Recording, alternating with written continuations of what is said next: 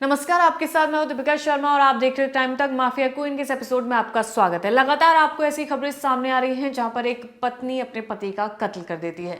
ऐसा लग रहा है जैसे ये पत्नियां दूसरे केसेस से प्रेरणा लेकर ये तमाम कदम उठाए जा रहे हैं। ये केसेस रुकने का नाम ही नहीं ले रहे हैं। जहां देखो वहां यही खबर सामने आ रही है, चाहे आप इंस्टाग्राम चलाइए, चाहे फेसबुक चलाइए, चाहे क्राइम तक भी देख लीजिए, क्योंकि ये खबरें रुक ही नहीं रही हैं। लगातार ऐसे कई केसेस सामने आए जहां पर पत्नियों ने अपने पति का कत्ल किया। माफिया क्वीन के इस एपिसोड में एक और ऐसा कत्ल सामने आया जहां पर एक पत्नी ने अपने पति का कत्ल किया। पति अपने पूरे परिवार के खिलाफ जाकर इस लड़की से शादी करता है। वो उसे इतना पसंद करता है, इतना प्यार करता है, लेकिन अंत में उसे क्या मिला कि उसका ही अंत हो गया है।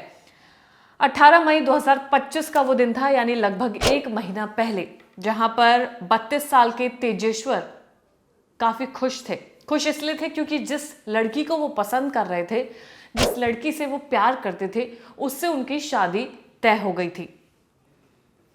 परिवार ऐश्वर्या को पसंद नहीं करता था, लेकिन 18 मई को इन दोनों की शादी होनी थी क्योंकि तेजेश्वर जिद पर अड़ गया था कि उसे इसी लड़की से शादी करनी है।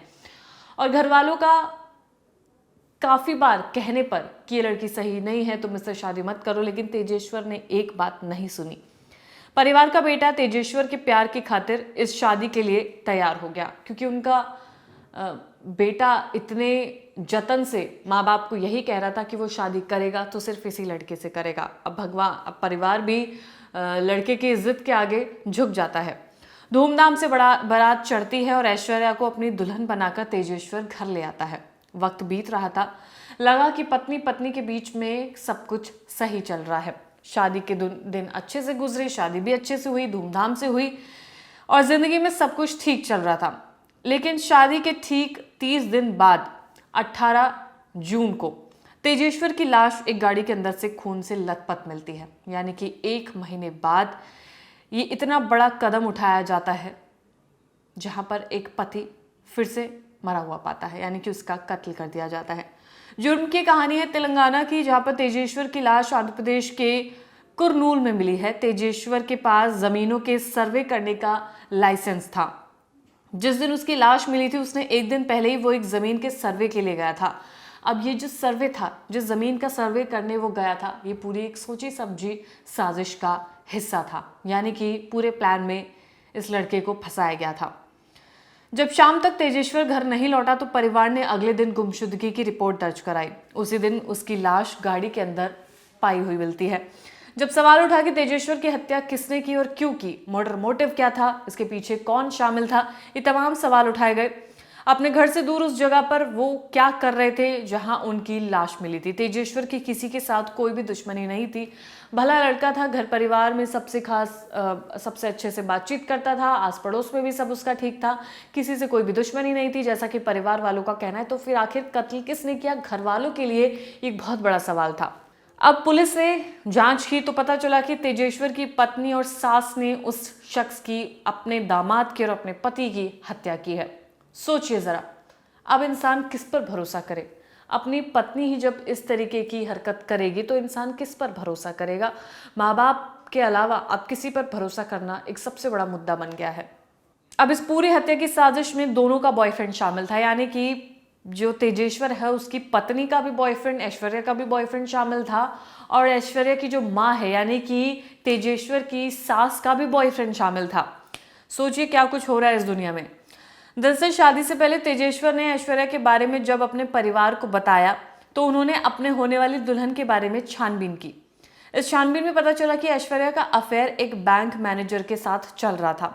उन्होंने इस बारे में अपने बेटे को आगाह किया और शादी करने से रोका। लेकिन लड़का इतना अच्छा था, उसे कोई भी परवाह नहीं थी कि अगर उसकी पत्नी का किसी के साथ अफेयर रहा है। वो इस तरह की सोच रखता था कि जो कुछ हुआ वो पास्ट में हुआ, अब उसे उससे कोई लेना देना नहीं है, वो एक नई शुरुआत अपनी पत्नी के साथ करेगा। परिवार वालों ने आगाह किया, लेकिन बेटे ने एक ना सुनी। ऐश्वर्या के प्यार में अंधा हो चुका तेजेश्वर किसी की नहीं सुन रहा था। 18 मई को जब तेजेश्वर की शादी होने वाली थी तो ठीक 5 दिन पहले ऐश्वर्या घर से गायब हो गई थी। रिश्तेदारों में हड़कंप मच गया था। तेजेश्वर के परिवार को पता चला कि ऐश्वर्या अपने बॉयफ्रेंड के साथ है शादी से कुछ दिन पहले। 3 दिन बाद ऐश्वर्या वापस लौटती है और कहा कि वो शादी में दिए जाने वाले दहेज को लेकर परेशान थी। अब यहाँ पर एक पूरा प्लान तैयार होता है। वो किस तरीके से?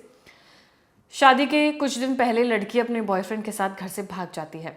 फिर वो 3 दिन बाद घर वापस लौटती है। पति परिवार वाले जब पूछते हैं तो वो कहती है कि वो इसलिए परेशान थी क्योंकि उसके ससुराल वाले दहेज मांग रहे थे। वो ये दूर जाकर अपना प्राइवेट स्पेस लेकर ये समझने की कोशिश कर रही थी कि जो सब कुछ हो रहा है क्या वो सही है, दहेज लिया जा रहा है, ये सब किया जा रहा है। अपने आप को विक्टिम का कार्ड खेलकर वो तमाम चीज़ें उसने अपने परिवार वालों के सामने, होने वाले पति के सामने रखी।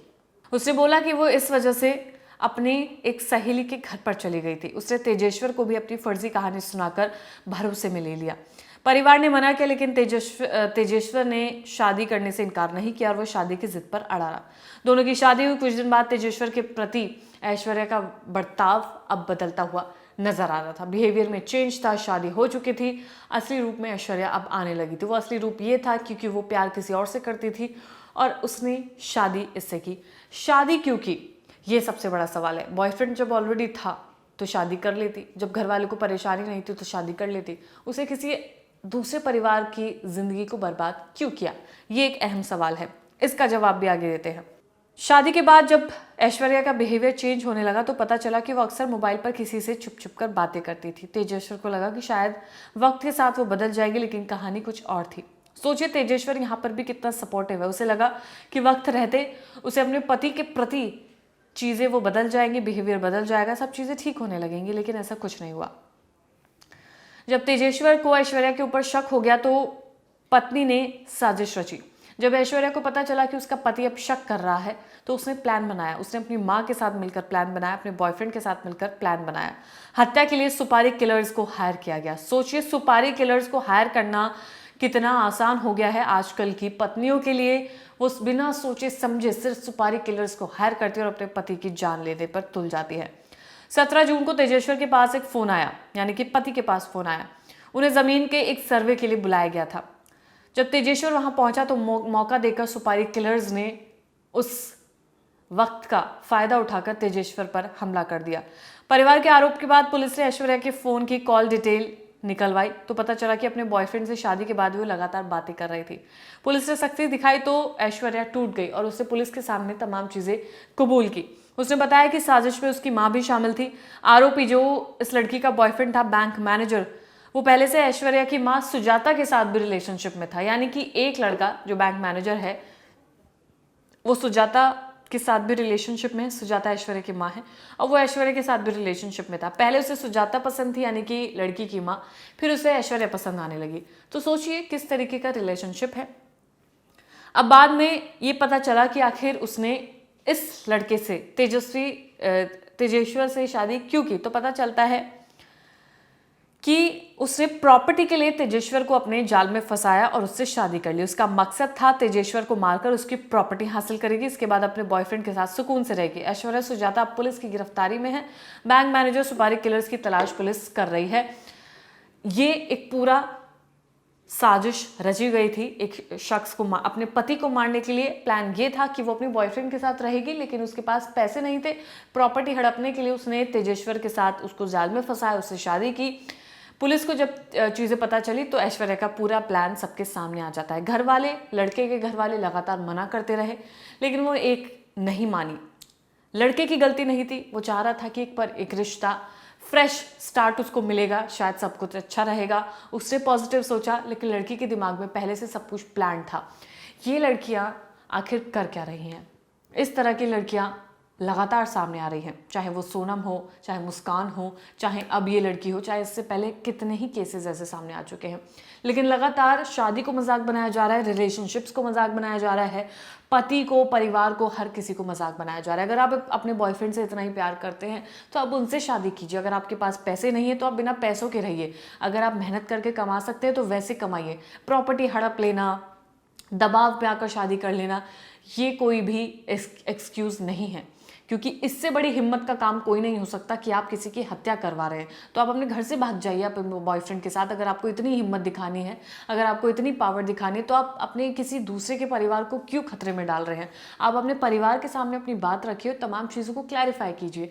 इस तरीके के रिलेशनशिप से बचने की बहुत ज़्यादा ज़रूरत है। आज के समय में इस वक्त जो लोग शादी करने जा रहे हैं, जो लोग रिलेशनशिप में जा रहे हैं, उनके लिए सबसे बड़ी चुनौती है इस वक्त कि आप अपने पार्टनर को किस तरीके से सिलेक्ट करते हैं। तो सबको सतर्क रहने की ज़रूरत है। इस तरह की लड़कियों से, इस तरह के लड़कों से बचने की बेहद ज़रूरत है। फिलहाल माफिया क्वीन के इस एपिसोड में इतना ही। अगर आप कोई नाम जानते हैं तो कमेंट सेक्शन में ज़रूर बताइएगा। धन्यवाद।